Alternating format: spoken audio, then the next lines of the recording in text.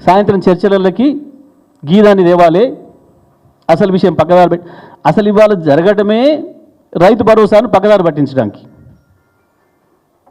జరిగిన దాంట్లో చేసిన ప్రయత్నంలో బొక్కబొర్ల పడ్డారు కాబట్టి మళ్ళీ దాంట్లో నుంచి బయటపడడానికి మళ్ళీ ఇదొకటి.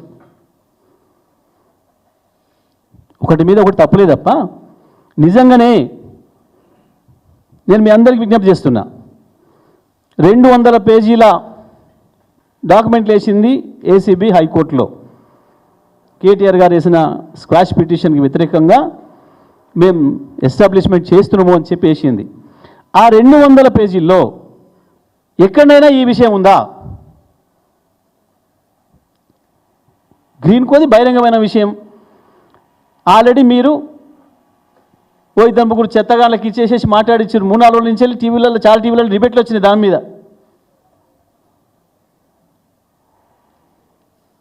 3-4 రోజులుగా ఒక టీవీలో దాన్ని డిబేటే పెట్టిండ్రు ఒక బాల మేధావితోని. 3 రోజుల కిందనే ఆయన ఒక టీవీలో వీళ్ళు ఇచ్చిన బ్రీఫింగ్ని పట్టుకొని గంట సేపు నానా తంటాలు పడి చెప్పింది. దీన్ని మాట్లాడండి. గదే వార్త ఇవాళ మొత్తం ఛానళ్ళల్లో మెయిన్ ఛానల్లో మొదలై ఊదర కొడుతున్నారు 12 తర్వాత నుంచి.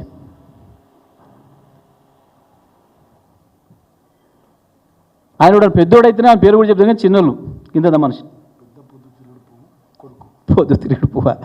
సరే చిన్నోళ్ళు కలిసి ఉంది కానీ వెనకాల రాయించింది చేయించింది వీళ్ళు కదా. ఎప్పుడో అంతకుముందు పేపర్లలోనే వచ్చింది, ఎప్పుడో మార్చిలో వచ్చింది ఈ విషయం. మార్చిలోనే వచ్చింది. పలానా కంపెనీ పలానా వాళ్ళకి ఇన్ని పైసలు ఇచ్చింది, పలానా పార్టీకి పలానా కంపెనీలు ఇచ్చి నిన్ను వచ్చినాయి. కొత్తదేం లేదు దీంట్లో. అయినా అది కూడా ఆ కంపెనీ ఏదైతే బాండ్స్ తీసుకుందో అవి ఎప్పుడో 2022 ఈ కార్ రేస్ కాక ముందు ఇచ్చినాయి. కొన్ని కార్ రేస్ స్టార్ట్ కాకముందు కొన్ని అయినాక. ఇంకొకటి కంపెనీడు నష్టం వస్తుంది అని వెనుకపోయిందని చెప్పినావు. నష్టం వచ్చేటోడు లంచం ఎందుకు ఇస్తాడు నీకు? తెలియదు ఆర్గ్యుమెంట్కి ఏమన్నా? ఈ ఫార్ములా వాడికి ఇచ్చినాం మేము, గ్రీన్ కోకి సంబంధం లేదు. ఇచ్చింది ఏదో ఆక్సిజన్ ఏదో కంపెనీ. వాడు నాకు చేత కావట్లేదు వెనక్కి తగ్గిండు. నీ వల్ల లాభం ఉంటాయి కదా. కేటీఆర్ సంతకంతో పైసలు గ్రీన్ కోకి పోయి వాడు వాపస్ ఇస్తే దాన్ని మాట్లాడవచ్చు. అట్లా ఇలా అసలు మోకాలికి బోర్డు గింటికి ఏదో లింక్ పెట్టమంటారు కదా, ఇది అంతకంటే చెత్త ముచ్చట.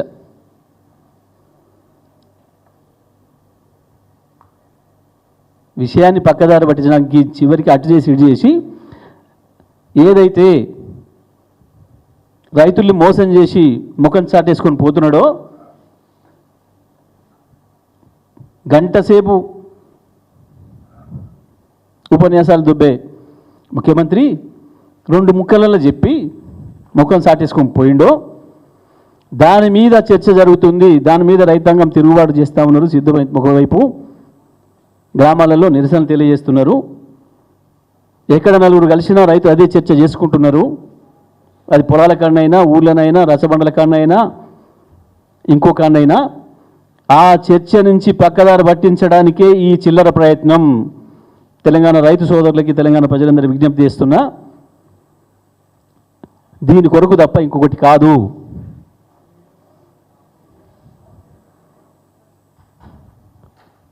ఫైళ్ళని ప్రభుత్వం దగ్గర పెట్టుకొని కేటీఆర్ గారు మీరు కొన్ని పేపర్లు ఇవ్వాలి మాకు అని ఒకటి పంపిండ్రు. కొన్ని పేపర్లు అంటే ఏంటివి? డైలీ పేపర్లా? ఇంగ్లీషా, తెలుగా, ఉర్దూయా? ఏ పేపర్లు పంపాలి మీకు ఏసీబీకి?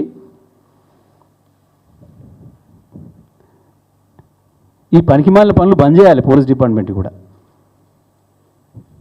ఎవరో చెప్తే చేసే పని బంద్ చేయండి. మీ విజ్ఞతతో పనిచేయండి.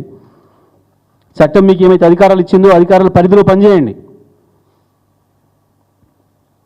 నిమిషానికి ఒకసారి మేము ఎదడగానే లోపల పోయి సాటి పోయి ఫోన్ మాట్లాడొచ్చి ఆ ఇన్స్ట్రక్షన్స్ తీసుకొని మాకు అన్నీ తెలుసు.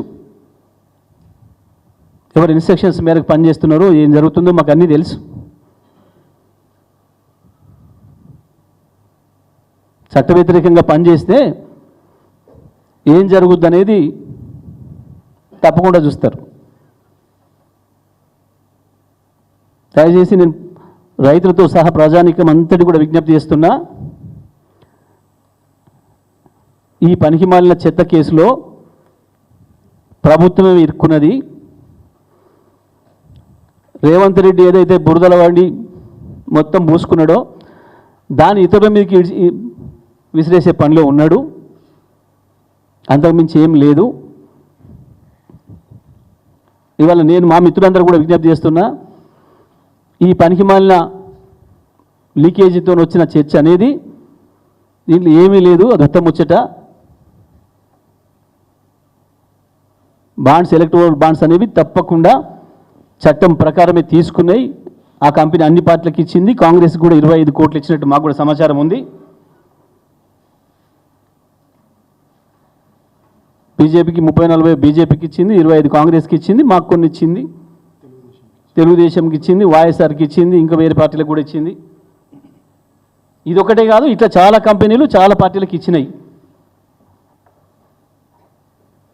అది చట్టమే చేసింది కేంద్రం సాఫ్గా. ఇందులో ఏం దాపరికాలు లేవు, వేరే లేవు. ఇది చర్చనే కాదు, ఇయ్యాలేందో కొత్తగా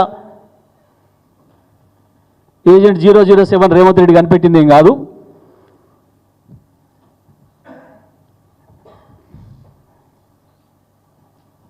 అసలు విషయాన్ని పక్కదారి పట్టించడం కొరకు కేటీఆర్ ఒక పౌరుడిగా, ఒక బాధ్యతాయుతమైన నాయకుడిగా తన పాత్రను ఇవాళ బ్రహ్మాండంగా నిర్వహించిండు. దాని నుంచి ఆ చర్చ నుంచి పక్కదారి పట్టించడం కొరకు చేసిన ఒక చిల్లర ప్రయత్నం తప్ప ఇవాళ ప్రధాన మీడియాలో, ఎలక్ట్రానిక్ మీడియాలో మధ్యాహ్నం నుంచి లేస్తుంది ఏదైతే ఉందో గ్రీన్ కోకు సంబంధించిన బాండ్ల విషయం పూర్తిగా పనికిమాలిన చర్చ. ఇది ఏ ఆధారం లేదు. దాంట్లో ప్రజలు గమనించాల్సింది కూడా ఎవడు చెప్పిండో కూడా లేదు. కింద ఆ స్క్రోలింగ్స్కు కింద పక్కన ఎవడు చెప్పిందనేది లేదు. అదే మిగతా స్క్రోలింగ్స్లో పలాంది కేటీఆర్ మాట్లాడిండు, పలానా నిరంజన్ రెడ్డి మాట్లాడిండు, పలానా వాళ్ళ అడ్వకేట్ భరత్ మాట్లాడిండు, పలానా జగదీష్ మాట్లాడిండు, లేదా ఇంకొక ఆయన ఎవరైనా మాట్లాడితే పలానా బండి సంజయ్, పలానా కిషన్ రెడ్డి ఇంకోటి మాట్లాడిండు అని వేస్తున్నారు. లేదా మంత్రులు మాట్లాడితే కూడా పలానా పొన్నం ప్రభాకరో, బట్టి విక్రమార్కో, రేవంత్ రెడ్డి మాట్లాడి వేస్తున్నారు.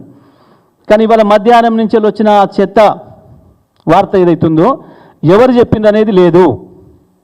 అంటేనే అబద్ధానికి అమ్మయ్య ఎవడుండడు,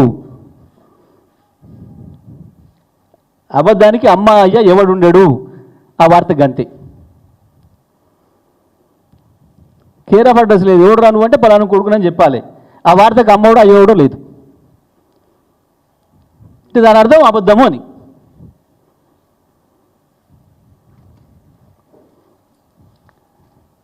కాబట్టి ప్రజలు కూడా, రైతు సోదరులు కూడా ప్రత్యేకించి ఇది మిమ్మల్ని మోసం చేయడానికి చేస్తున్న చిల్లర ప్రయత్నం. ఇందులో కేటీఆర్కో, టీఆర్ఎస్ పార్టీకో, ఇంకోరికో ఏం భయమయ్యేది లేదు. బాజాబ్తో పోయింది ఇవాళ హీరోలాగా, ఒక బాధ్యతాయుతమైన నాయకుడిగా, ఒక మంచి చట్టాన్ని గౌరవించే పౌరుడిగా పోయిండు. విచారణ చేయడానికే వాళ్ళకు వణుకుబట్టింది. పాపం వాళ్ళు కాదు, వాళ్ళు చిన్న పాత్రలు. పైనుంచి ఏది వస్తే అది ప్రజలకు అర్థం కావాలంటే తోలుబొమ్మలాట. మన చిన్నప్పుడు ఊర్లలో తోలుబొమ్మలాట అనేది ఉండేది, మీ అందరూ కూడా గుర్తుంటుంది. పెద్ద రైతులందరూ కూడా 50 ఏళ్ళు పైబడ్డోళ్ళకి బయటికి ఇట్లా ఆట ఆడిపించేది కనబడుతుంది, వెనక ఉండి మనుషులు ఆడిపించేది. ఇప్పుడు జరిగే విచారణలన్నీ కూడా తోలుబొమ్మలాటలాగా నడుస్తున్నాయి. పాపం ప్రశ్న స్క్రీన్ వెనకకు పోయి అడుగొస్తారు. మనం సమాధానం చెప్పగానే మళ్ళీ స్క్రీన్ వెనకకు పోయి మళ్ళీ అడుగొస్తారు పైనుంచి. ఇట్లా చెప్పారు, మళ్ళీ ఏమో అడగాలి అని. గా టైపు విచారణ, తోలుబొమ్మలాట విచారణ ఇది. కేవలం రైతాంగాన్ని పక్కదారి పట్టించడానికి వస్తున్న విచారణ. కాబట్టి దీని మీద పెద్దగా ఎవరు కూడా పట్టించుకునే పని లేదు. తప్పకుండా ఏదైతే మనల్ని దారుణంగా మోసం చేసిండో, 2 లక్షల రుణమాఫీ విషయంలో, 15,000 భరోసా విషయంలో, దాని నుంచి మీ చూపు మరల్చే ప్రయత్నం చేస్తున్నారు తప్ప ఇంకోటి కాదనే విషయాన్ని ప్రజలందరూ కూడా అర్థం చేసుకోవాలని చెప్పి విజ్ఞప్తి చేస్తా ఉన్నా.